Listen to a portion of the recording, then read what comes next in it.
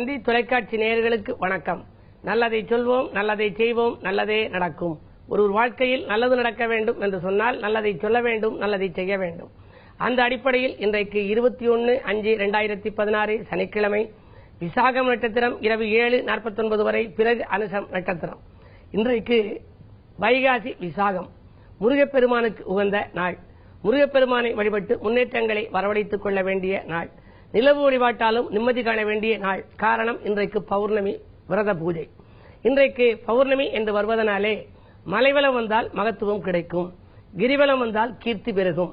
தமிழகமெங்கும் இருக்கும் திருக்கோயில்கள் உள்ள மலைகளை ஏராளமான பக்தர்கள் சுற்றி வர தொடங்கி இருக்கிறார்கள். என்னுடைய தலைமையில் செட்டிநாட்டு பகுதியில் இன்றைக்கு 229வது மாதமாக செட்டிநாடு பௌர்ணமி கிரிவலம் இன்றைக்கு வருகிறது.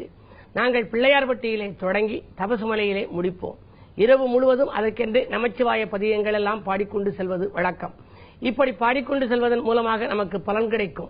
அந்த பலனிலே இன்றைக்கு பொறுத்தவரை வைகாசி விசாகம் முருகப்பெருமான் அவதரித்த நாள் என்பதனாலே முருகப்பெருமானை முன்னிலைப்படுத்தி நீங்கள் வழிபாடுகளை மேற்கொள்ள வேண்டும்.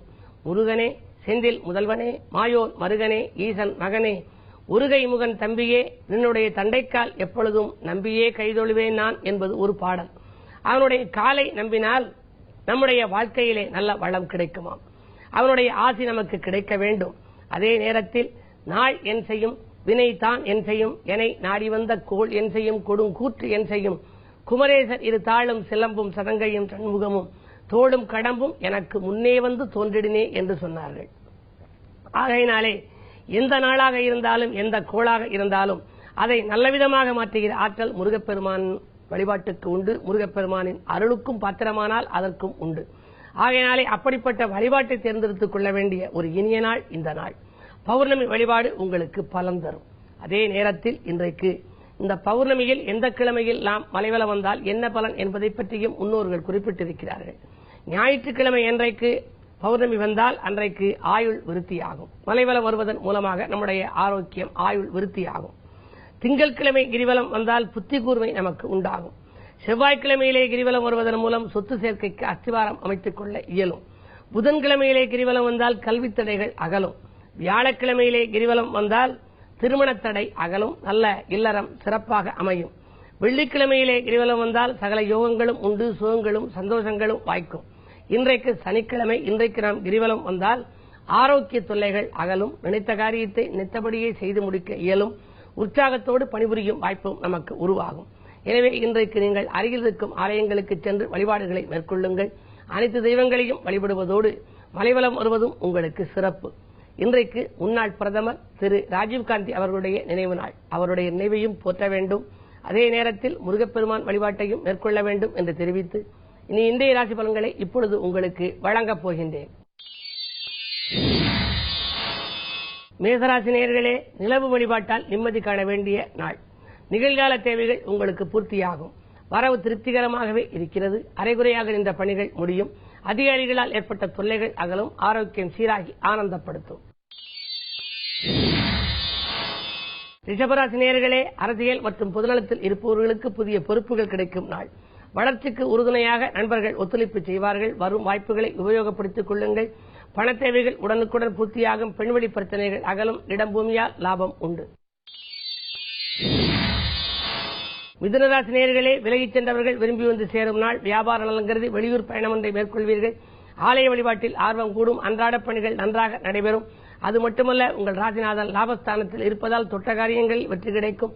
துணையாக உங்களுக்கு பக்கபலமாக மாற்று கருத்துரையோர் கூட இந்த மனம் மாறி செயல்படப் போகின்றார்கள். இந்த நாள் உங்களுக்கு ஒரு இனிய நாள். கடகராசி நேயர்களே, ஆனந்த வாழ்விற்கு அடித்தளம் அமைத்துக் கொள்ளும் நாள். இன்றைக்கு அடுத்தவன் நலன்கிறது எடுத்த முயற்சிகளில் வெற்றி கிடைக்கும். சந்திரபலம் நன்றாக இருப்பதால் சிந்தனைகள் அனைத்தும் வெற்றி பெறும்.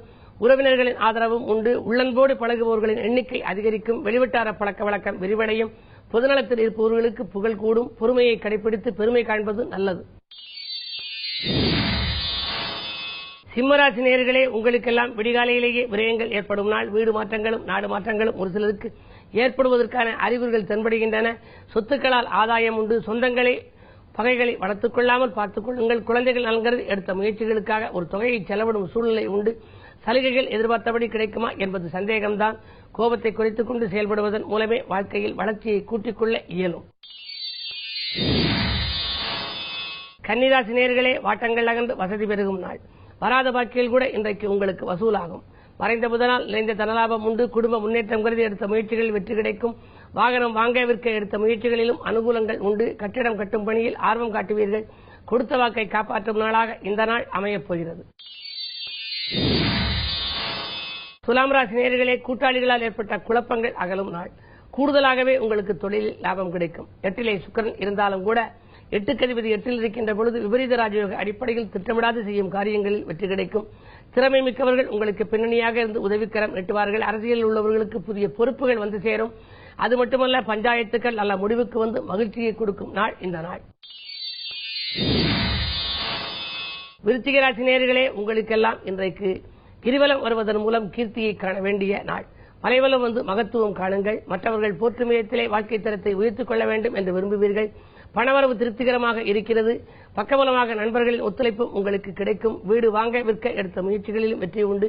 உடன்பிறப்புகள் உங்களுக்கு குணமறிந்து நடந்து கொள்வார்கள். சேமிப்பு உயரும். செல்வாக்கு மேலோங்கும். இந்த நாள் உங்களுக்கு ஒரு இனிய நாள். தனுசு ராசி நேயர்களே, உங்களுக்கெல்லாம் எதிர்பாராத உதவிகள் கிடைத்து இதயம் மகிழும் நாள். இல்லத்தில் உள்ளவர்களின் ஒத்துழைப்பு உங்களுக்கு கூடுதலாகவே கிடைக்கும். திடீர் பயணங்கள் திகைக்கவும் வைக்கும், தித்திக்கவும் வைக்கும். திரவிய லாபம் உண்டு. குருவின் அற்பார்வை இருப்பதனாலே குடும்பத்தில் ஏற்பட்ட குழப்பங்கள் அகலும். கல்யாண கனவுகள் நனவாகும். பாதியில் என்ற பணிகளெல்லாம் இன்று மீதியும் தொடரப் போகிறது. மகர ராசி நேயர்களே, உங்களுக்கெல்லாம் பிள்ளைகள் வழியில் பிரச்சனைகள் உருவாகும் நாள். பிள்ளைகளை உங்கள் மேற்பார்வையில் வைத்துக் கொள்வது நல்லது. பிற்பகலில் தான் நல்ல சம்பவங்கள் நடைபெறும். காலை நேரத்தில் சலசலப்பும் மாலை நேரத்தில் கலகலப்பும் உருவாகலாம். மருத்துவ செலவுகள் உண்டு. திடீர் பயணங்களும் உங்களுக்கு ஏற்படலாம். கோபத்தை குறைத்துக் கொண்டு செயல்படுவது நல்லது. உற்றார் உறவினர்களை உதாசீனப்படுத்த வேண்டாம். யாருக்கும் ஆலோசனைகள் சொல்வதன் மூலம் கூட சிலருக்கு பிரச்சனைகள் உருவாகலாம். எனவே அமைதியை கடைபிடிக்க வேண்டிய நாள் இந்த நாள். கும்பராசி நேயர்களே, துணையாக இருப்பவர்களால் துயரங்கள் வந்து சேரும் நாள். உங்களுக்கு துணையாக இருப்பவர்களே உங்களுக்கு துயரங்களை கொண்டு வந்து சேர்க்கலாம்.